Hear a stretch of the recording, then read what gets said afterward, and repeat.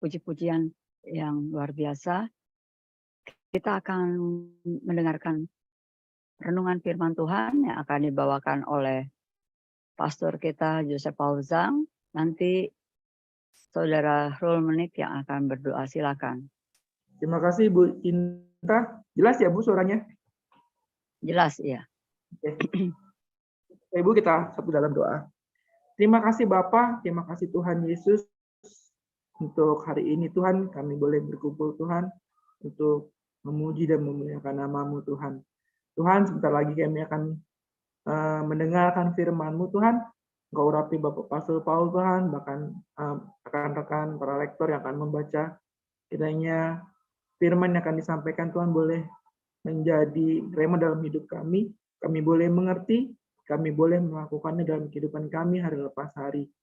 Tuhan, kami siap untuk mendengar firman-Mu. Berbicaralah. Amin. Terima kasih Pak Rulmenik.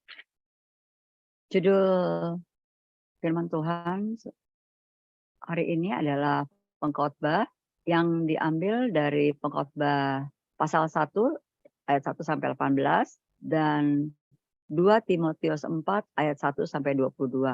Nanti yang pengkhotbah 1 ayat 1 sampai 18 Ibu Nerliana yang akan membacakannya dan 2 Timotius 4 ayat 1 sampai 22 Ibu Nerliana.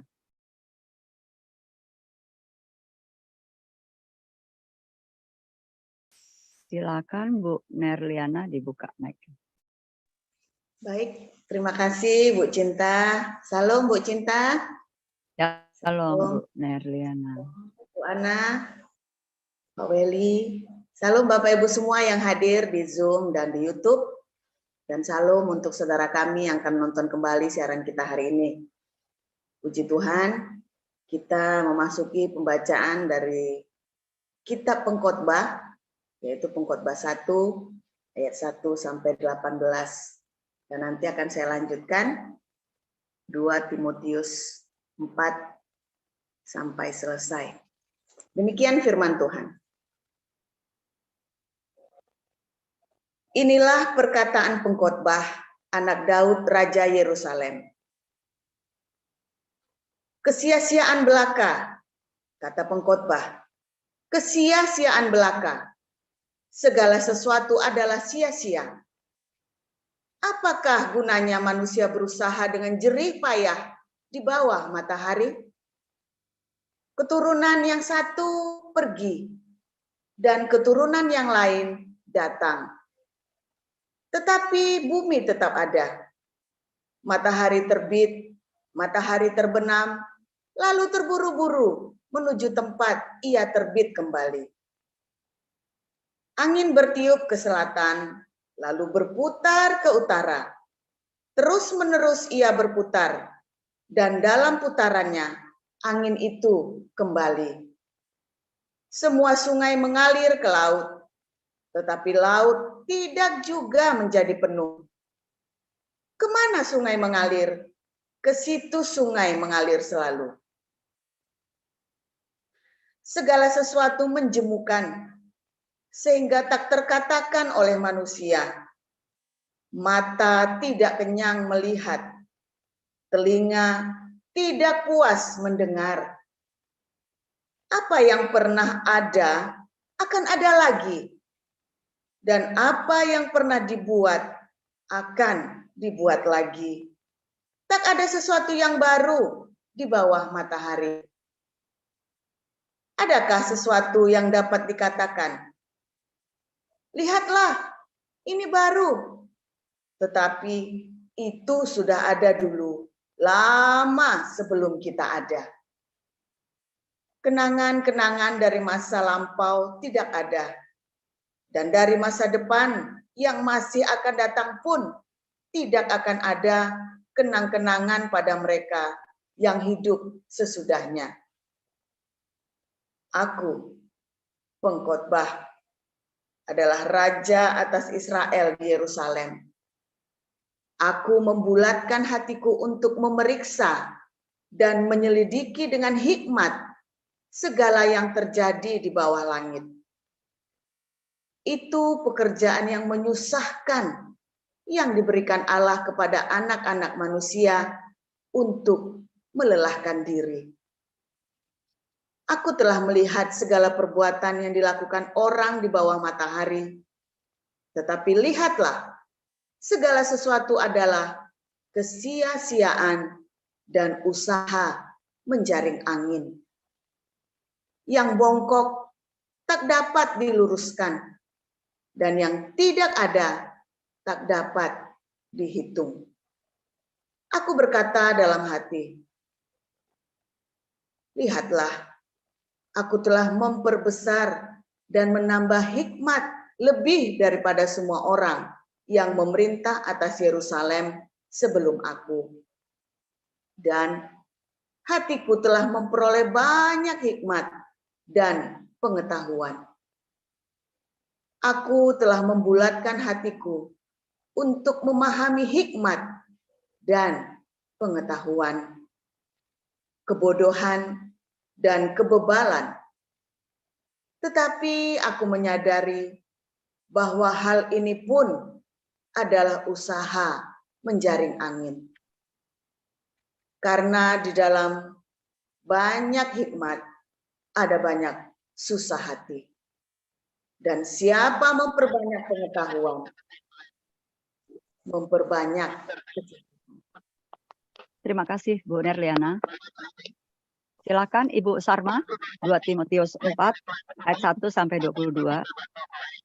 Baik, saya akan membacakan kebenaran firman Tuhan dari 2 Timotius 4 ayat 1 sampai 22. Beginilah firman Tuhan. Di hadapan Allah dan Kristus Yesus yang akan menghakimi orang yang hidup dan yang mati, aku berpesan dengan sungguh-sungguh kepadamu demi penyataannya dan demi kerajaannya. Beritakanlah firman, siap sedialah baik atau tidak baik waktunya. Nyatakanlah apa yang salah, tegurlah dan nasihatilah dengan segala kesabaran dan pengajaran. Karena akan datang waktunya orang tidak dapat lagi menerima ajaran sehat, tetapi mereka akan mengumpulkan guru-guru menurut kehendaknya untuk memuaskan keinginan telinganya. Mereka akan memalingkan telinganya dari kebenaran dan membukanya bagi dongeng. Tapi kuasailah dirimu dalam segala hal. Sabarlah menderita, lakukanlah pekerjaan pemberita Injil dan tunaikanlah tugas pelayananmu. Mengenai diriku, darahku sudah mulai dicurahkan sebagai persembahan dan saat kematianku sudah dekat. Aku telah mengakhiri pertandingan yang baik. Aku telah mencapai garis akhir dan aku telah memelihara iman. Sekarang telah tersedia bagiku mahkota kebenaran yang akan dikaruniakan kepadaku oleh Tuhan, Hakim yang adil. Pada harinya, tetapi bukan hanya kepadaku, melainkan juga kepada semua orang yang merindukan kedatangannya. Berusahalah supaya segera datang kepadaku, karena Demas telah mencintai dunia ini dan meninggalkan aku. Ia telah berangkat ke Tesalonika. Kreskes telah pergi ke Galatia dan Titus ke Dalmatia. Hanya Lukas yang tinggal dengan aku. Jemputlah Markus dan bawalah ia kemari, karena pelayanannya penting bagiku. Tihikus telah kukirim ke Efesus. Ke engkau kemari bawa juga jubah yang kutinggalkan di Troas di rumah Karpus dan juga kitab-kitabku, terutama perkamen itu. Alexander, tukang tembaga itu, telah banyak berbuat kejahatan terhadap aku. Tuhan akan membalasnya menurut perbuatannya. Hendaklah engkau juga waspada terhadap dia, karena dia sangat menentang ajaran kita. Pada waktu pembelaanku yang pertama tidak seorang pun yang membantu aku. Semuanya meninggalkan aku. Kiranya hal itu jangan ditanggungkan atas mereka. Tetapi Tuhan telah mendampingi aku dan menguatkan aku, supaya dengan perantaranku Injil diberitakan dengan sepenuhnya, dan semua orang bukan Yahudi mendengarkannya. Dengan demikian aku lepas dari mulut singa. Dan Tuhan akan melepaskan aku dari setiap usaha yang jahat. Dia akan menyelamatkan aku, sehingga aku masuk ke dalam kerajaan-Nya di surga. Baginya lah kemuliaan selama-lamanya. Amin. Salam kepada Priska dan Aquila dan kepada keluarga Onesiforus. Erastus tinggal di Korintus dan Trofimus kutinggalkan dalam keadaan sakit di Miletus.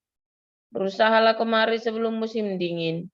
Salam dari Ebulus dan Pudes dan Linus dan Claudia dan dari semua saudara. Tuhan menyertai rohmu, kasih karunia-Nya menyertai kamu. Demikian. Terima kasih, Bu Nadiana, Bu Sarma. Silakan Pak Surpaul.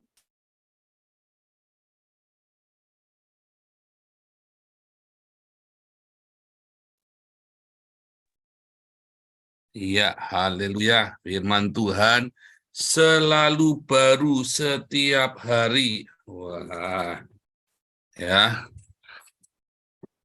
Bagi orang-orang yang hidup di dalam cintanya, di dalam kasihnya. Tetapi katanya pengkhotbah tadi, terus buat apa? Dia bilang begitu ya. Tadi ada di ayat, sebentar ya. Saya bacakan ya. Yang menarik tadi di ayat 11 ya. Ayat 8. Ayat 8, 9, 10 ya. Saya bacakan ulang ya. Segala sesuatu menjemukan sehingga tak terkatakan oleh manusia. Mata yang tidak kenyang melihat, telinga tidak puas mendengar. Apa yang pernah ada akan ada lagi, dan apa yang pernah dibuat akan dibuat lagi. Tak ada sesuatu yang baru di bawah matahari, lihat ayat 10 juga.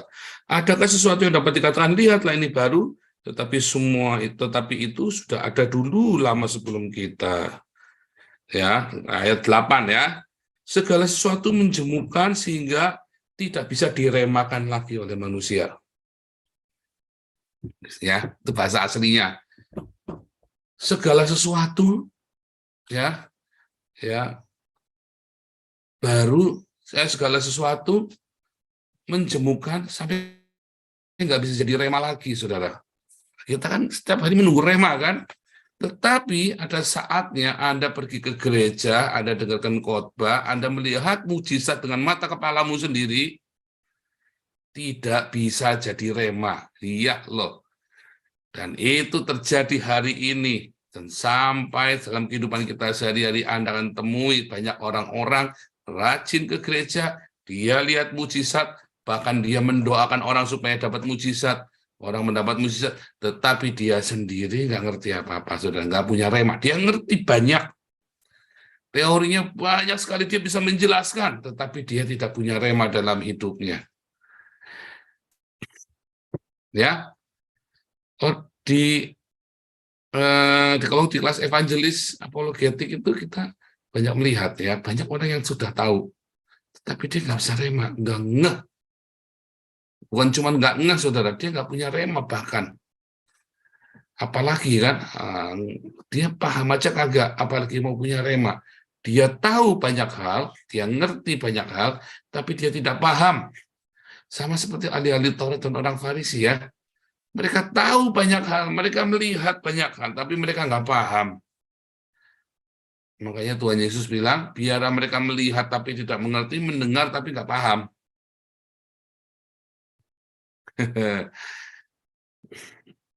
Karena pada hari-hari akhir, banyak orang mengumpulkan guru-guru hanya buat memuaskan telinga mereka yang nggak pernah puas. Mereka ingin melihat pertunjukan, tetapi mereka nggak pernah puas. Dan itu terjadi juga di dalam komunitas kita. Tiap hari dengar firman, tiap hari melihat bagaimana Tuhan bekerja, tetapi dia nggak rema. Ya kan? Dan itu kan menjadi kesia-siaan. Kalau Anda melihat khotbah 1 dan 2 itu kayak antitesis paradoks ya.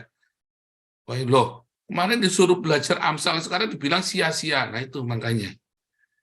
Karena akhirnya orang ini belajar, tapi sebenarnya bukan untuk dia memiliki hidup itu, saudara.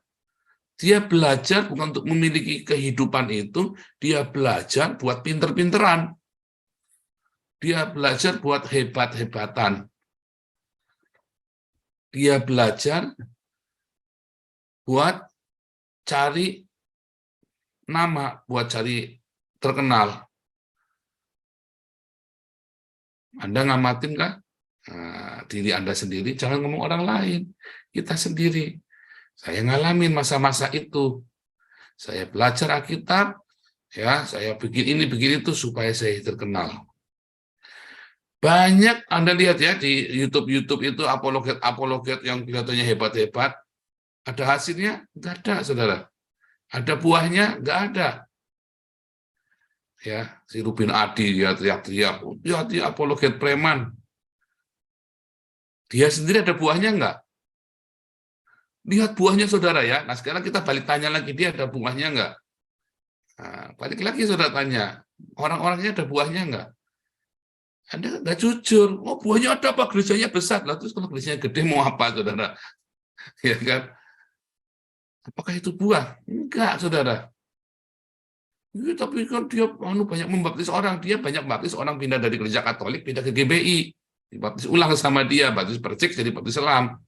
Apakah dia sendiri pernah pergi kepada orang Islam satu-satu, dia datangi, dia injilin? Nggak pernah, saudara. Nggak pernah. Ya.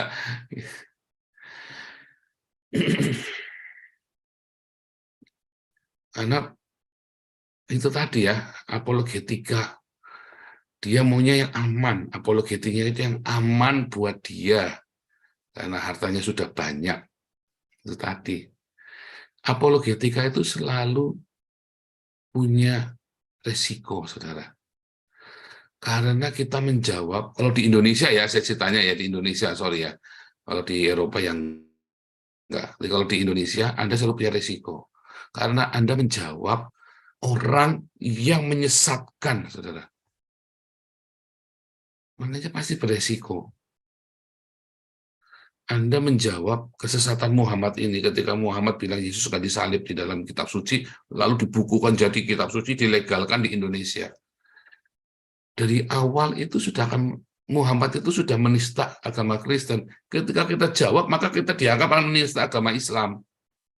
Apapun jawabanmu, selembut apapun jawabanmu, kamu akan dianggap menista agama Islam. Ya, dianggap menista agama Islam. Apalagi kalau Anda keras, sama saja. Nah, tapi kita nggak bahas itu. Kita mau bahas orang-orang yang berapologet dengan hebat. Apakah ada buahnya? Nah, makanya ketika saya berapologet, ya Paulus berkata kepada Timotius dengan Roh Kudus, hikmat Roh Kudus, ya awasilah dirimu, awasilah ajaranmu, bertekunlah dalam semuanya itu, supaya kamu menyelamatkan dirimu dan banyak orang, saudara. Dengan kita punya praktek di dalam apologetika kita, bukan cuma ngomong, tapi kita praktekkan dalam hidup kita. Banyak apologet kelihatannya hebat, tapi dia nggak menghidupi apa yang dia ngomong. Akhirnya apa? Sport otak, saudara. Buah dari apologetikanya dia nggak ada. Banyak saudara saya kenal apologet yang jago, yang hebat. Saya bilang, wih, ini padahal nggak pernah sekolah teologi, tapi jago benar. Iya, dan dia tidak menghidupinya. Anda lihat apologetika yang sangat efektif adalah ketika Anda bicara dan Anda menghidupi apa yang Anda bicarakan itu. Nah, itu nanti Anda akan nyata tuh buahnya tuh, saudara. Dan ketika buahnya itu nyata, itu akan Anda mengajar dengan kuasa. Itulah sebabnya dalam komunitas kita tiap bulan selalu ada yang dibaptis, saudara.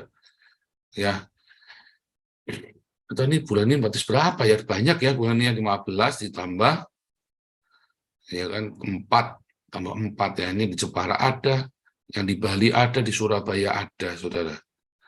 Di Jakarta, Bogor ada. Ya tiap bulan kita ada baptisan, saudara ya. Luar biasa. Ada buah jiwa-jiwa, ada buah diakonia kita. Atas kita. Nah, lalu kita bertanya kepada orang-orang di dalam komunitas ini, sebentar, kamu tiap hari dengar firman, tiap hari kamu mencari hikmat, belajar, ada hasilnya enggak? Nah, enggak ada hasilnya. Ada yang salah dengan cara belajarmu. Jangan-jangan kamu datang kemari cuma pengen dengar saya maki-maki orang, dengar saya marah-marah supaya greget. Nah, itu dia. Anda kemari bukan mencari sebuah kebenaran, peremaan, ya untuk mengubah hidupmu, tapi Anda buat memuasin telingamu, dengar, wah asik ya kalau saya sudah mulai gubrak-gubrak. Sehingga Anda nggak dirubahkan hidupnya. Anda hanya senang lihat pertunjukan. Matamu tidak pernah puas, telingamu tidak pernah puas, sehingga kamu tidak rema. Senang, bagus. Terima kasih Anda menjadi pengikut. Ya kan, apalagi kalau Anda ikut berdonasi. Tetapi sayang sekali hidupmu tidak dirubahkan. Mana bisa Pak sambil teriak-teriak dirubahkan? Nah, itu nyatanya banyak yang dirubahkan. Banyak yang di tempat kita dirubahkan. Mengapa ada banyak yang diubahkan dan Anda tidak diubahkan? Ada yang salah dengan itu. Karena Anda datang buat cuma muasin telinga dan mata Anda. Tadinya memang benar ini sebuah pertunjukan yang menarik, saudara. Lucu, menggemaskan, apalagi nabinya ke-26 lemu kinak-kinuk. Wah, paling asik ditonton. Tetapi terus buat apa setelah Anda melihatnya? Anda dirubah enggak hidupmu? Keluargamu dipulihkan enggak? Sayang sekali ya kalau Anda enggak ya. Sedangkan saya teriak-teriak tiap hari, teladanilah saya seperti saya meneladani Kristus. Akhirnya menjadi kesia-siaan dalam hidupmu. Kalau besok nanti saya ceritain lagi, wah lebih tragis lagi saudara. Iya kan? Khotbah 2 itu, nanti kalau Anda lihat ya. Sebuah paradoks dan sebuah kontradiksi ya dari Amsal. Mengapa kontradiksinya? Di Amsal Anda diajak mencari hidup, di dalam pengkhotbah adalah realita kehidupan. Orang sudah nyari, sudah belajar, sudah gila-gilaan begitu rupa, sudah fanatik yang minta ampun, tapi hidupnya nggak berguna. Banyak ya aktivis-aktivis gereja yang kemudian di rumah tangganya nggak berguna. Nah, dia nggak mendapat rema. Dia aktif doang di sana. Jadi apa ya, kayak paguyuban sepeda gunung sama aja. Di sepeda gunung. Saya lihat ya ada satu full time di gereja yang liciknya minta ampun. Ya. Waduh, ngeri saudara. Ini sudah 20 tahun. Tapi nggak dirubahkan tiap hari, kan orang ini kan di gereja. Lalu kerjanya apa dia nggak dengar firman ya? Tidak ada kasih sama sekali, kejamnya minta ampun. Hidupnya juga nggak rubah, saya lihat makin bongkok hidupnya. Badannya makin bongkok. Kenapa dia badannya makin bongkok? Pahit. Loh, kok pertama di gereja 20 tahun makin pahit hidupnya? Ya, karena dia tidak mengalami Tuhan di gereja. Itu tadi yang namanya mengejar hikmat dan pengetahuan dengan kesia-siaan. Ya kan? Dia punya banyak firman, dia bisa cerita semua firman, dia bisa ngerasani semua hamba Tuhan yang ada, dia tahu dan dia bisa kasih tahu kepada orang yang baik-baik, tapi dia sendiri tidak mengalami yang baik. Sak pendeta sisan setelah mati di dalam kepahitan, mati dalam percabulan. Ya, maka dari itu saudara, setiap hari, setiap saat ketika Anda dengar firman Tuhan, Anda jangan buat mencari prestasi, gelar, titel, atau untuk mencari satu, saya biar lebih hebat daripada. Kan banyak yang baru, apalagi kalau Anda ikut kelas evangelis apologetik, selalu banyak informasi yang baru. Ya kan? Kecuali kalau yang ngeyel. Kalau yang ngeyel nggak akan dapat ilmu baru. Ya kan, lamban nanti. Karena dia akan memperkeruh botol ilmu pengetahuannya dia. Kan saya sudah bilang, kalau belajar, kosongkan dulu botolnya, cuci, lalu kemudian sampai rumah, dibandingkan isi yang lama dengan isi yang baru. Jangan lagi belajar di tempat itu diaduk-aduk antara yang lama dengan yang baru, Anda akan bingung. Anda akan bingung. dan Anda akan merugikan orang lain. Akhirnya eyel-eyelan kan. Kalau belajar, kosongkan. Saya kalau lagi belajar sesuatu, tak kosongkan. Supaya nggak bingung. Saya sekarang belajar bahasa Belanda. Bahasa Belanda itu mirip dengan bahasa Jerman, saudara. Saya dulu bingung, tak kosongkan. Sekarang bahasa Jerman saya hilang sama sekali. Ya, kalau saya dengar, saya ngerti. Tapi kalau sekarang disuruh ngomong, hilang sama sekali. Nggak ada ide. Kepala saya isinya bahasa Belanda, saudara. Padahal bahasa Jerman saya sudah B1, sudah selesai B1. Udah lumayan, kalau sudah B1 itu udah bisa buat kerja, saudara. Tapi hilang sama sekali. Kenapa? Karena saya fokus dengan bahasa Belanda saya. Ya, bahasa Belanda saya ini lagi masuk B2 ya. Bagaimana caranya? Ya, harus dikosongkan. Coba bayangkan sudah setua saya belajar, switch langsung.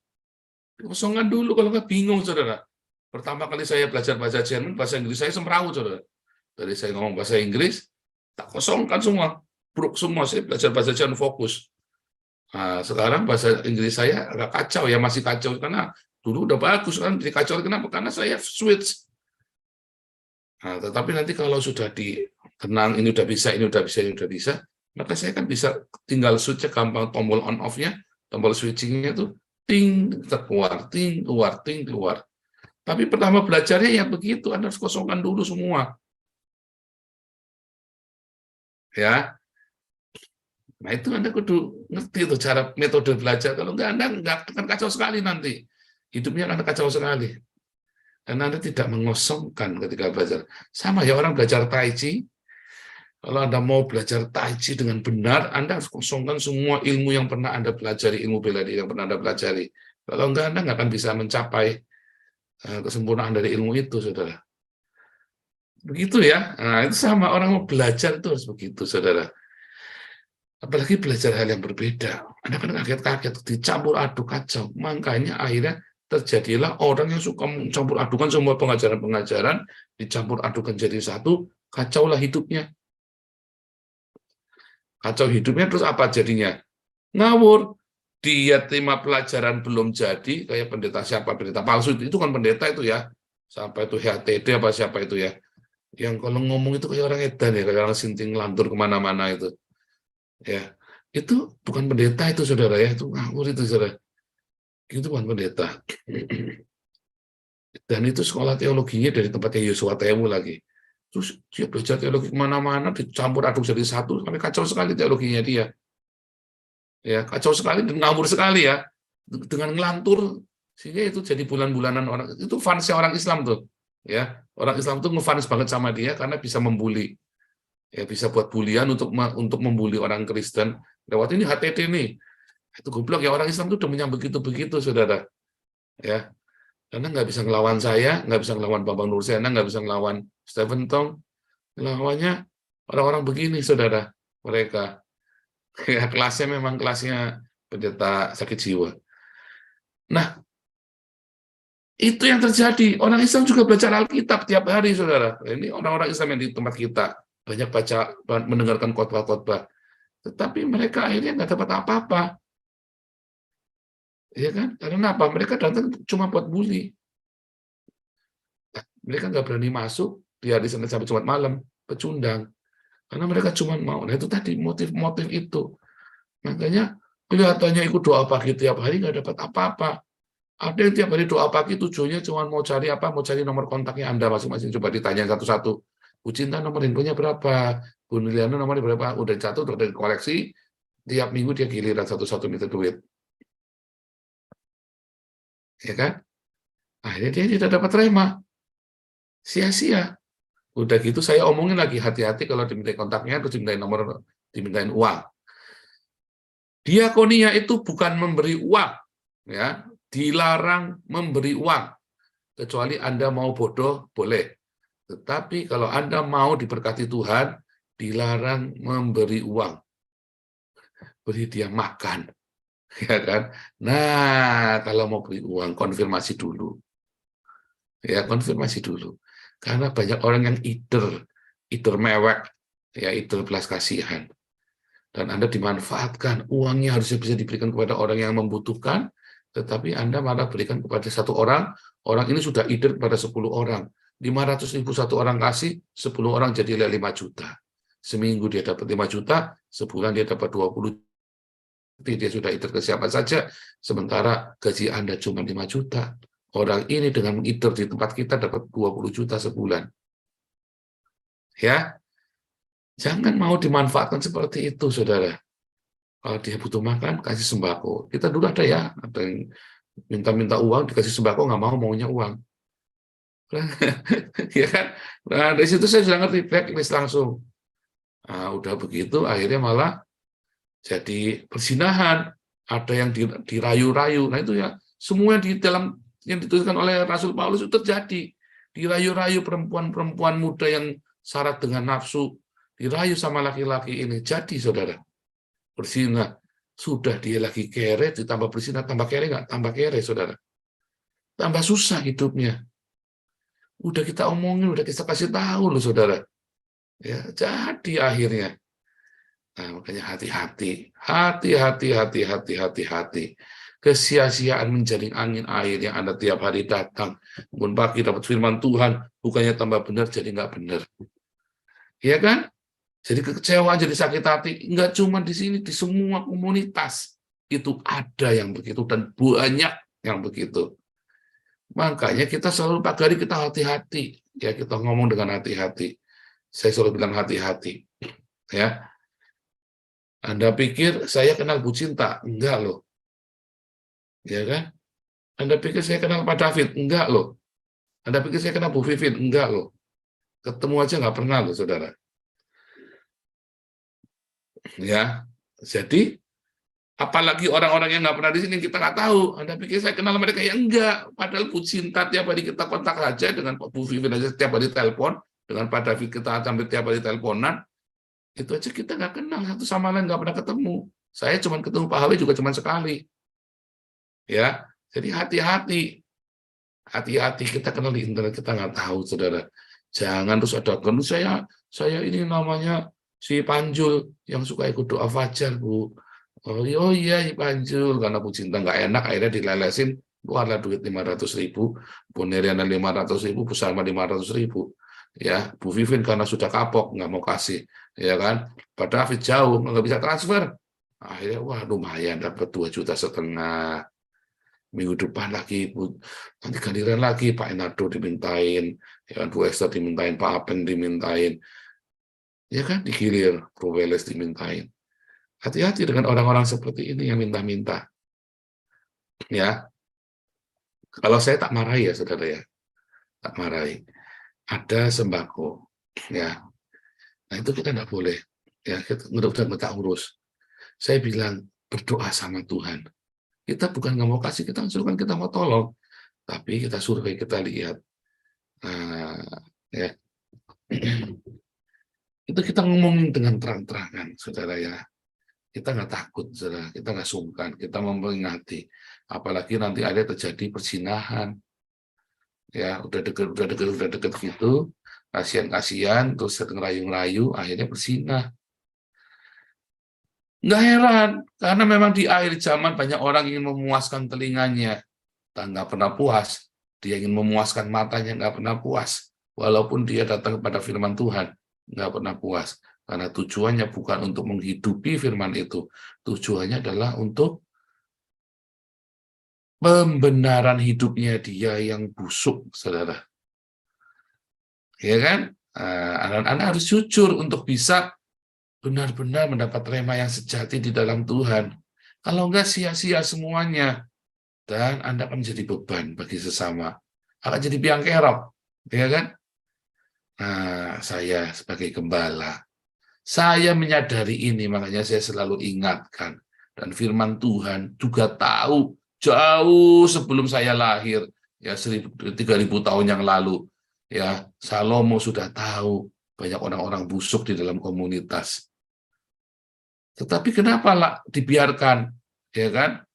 Oh, itu diusir aja, nggak boleh. Kenapa? Lalang dan gandum biar tumbuh bersama. Karena kadang-kadang kita cabut gandum, mau kita cabut ilalangnya, gandumnya ikut tercabut. Karena nggak paham si gandum ini kenapa ilalang dicabut, waktu kita tarik dia ikut-ikutan cabut, saudara. kasihan, ya kan? Atau ternyata kita mencabut orang yang salah, ya kan? Dia ternyata benar-benar kita nggak ngerti, ya makanya nggak boleh. Kalau sudah masuk jangan diusir keluar, ya saudara, biarkan dia belajar sama-sama. Cuman saya tetap harus mengingatkan apa yang terjadi. Saya tetap harus memberitahu pada Anda, ya. Itu yang terjadi, itulah fakta kenyataan, saudara. Ya, ini ditulis ya Pengkhotbah 1 sama 2 Timotius 4 ini ditulis sama-sama orang yang mau mati ya, saudara ya. Pengkhotbah 1 ketika Salomo mau meninggal, ya dia cerita semua, makanya dia bisa cerita ya di masa tuanya. 2 Timotius 4 ya juga ditulis saat Paulus mau meninggal, mau dihukum mati sama Nero, saudara. Artinya ini penting sekali, saudara. Dia melihat jeglek, ya kan, sama-sama mencari hikmat. Ya, sama-sama komunitas mencari hikmat. Pengkhotbah ini kan adalah komunitas orang-orang yang mencari hikmat, ya kan? 2 Timotius juga sama orang, ada Alexander, ada Demas, ada Timotius, ya kan? Itu orang-orang mencari hikmat. Tetapi yang satu untuk memuaskan telinganya, yang lain dia mencari Tuhan, mencari kehidupan. Yang satu mencari penghidupan, yang satu mencari kehidupan, yang satu mencari pembenaran, yang satu mencari kebenaran. Ya. Nah, jadi saudara datang tiap hari kepada Tuhan dengan hati yang aletheia. Itu penting, saudara. Ketika hatimu aletheia, maka hidupmu tidak akan sia-sia, belajarmu tidak akan sia-sia. Mengapa ada sia-sia? Karena tidak aletheia. Tuhanlah yang menguji hati. Dan kita sendiri kadang-kadang nggak jujur sama diri kita sendiri. Ya. Bahkan sudah jadi pendeta aja nggak jujur. Banyak, saudara. Ya, pendeta-pendeta ini ada cari duit tok. Saudara. Kemarin itu ya. Kita pernah bahas ya, yang anaknya Gilbert itu ya. Transfer ya, sebelum jam 2 siang. Transfer ya. Saya nggak. Bu Neliana ikut transfer nggak kemarin? Waduh, repot kalau Bu Neliana transfer nanti. Waduh, jangan transfer. Anaknya, dia lagi BU, saudara, lagi BU, dia rupanya dikejar-kejar debt collector. Ya, jam 2 ditransfer ya, jam 2 ya, sebelum jam 2. Karena dia mungkin lagi BU kali, saudara ya. Lagi butuh uang, dikejar-kejar sama debt collector, budget bayar cicilan mobilnya dia. Sebelum jam 2 siang ditransfer ya, ditransfer ke rekening ini. Ya, supaya saudara nanti akan diberkati oleh Tuhan. Nanti apapun yang akan terjadi, itu tadi, saudara. Terus Anda, wah ini baru nih, wah selesai sudah, saudara, kemakan saudara nanti. Ya kan? Bahkan pendetanya saja mencari penghidupan. Lah ya gimana saudara terus mau ikut begitu? Ya repot. Itulah di akhir zaman. Makanya orang-orang yang kumpul sama orang-orang ini, orang-orang yang begitu sama. Kambing kumpul sama kambing, domba sama domba. Orang-orang begini ya kumpulnya sama orang-orang begitu, saudara. Ya kan, orang-orang macam dia ini yang cari penghidupan, jemaatnya ya modelnya cari penghidupan. Nah, orang-orang seperti saya kumpulnya dengan orang-orang seperti saya. Nah, berbahagialah Anda yang berkumpul dengan saya. Tuhan Yesus memberkati. Silakan bercinta.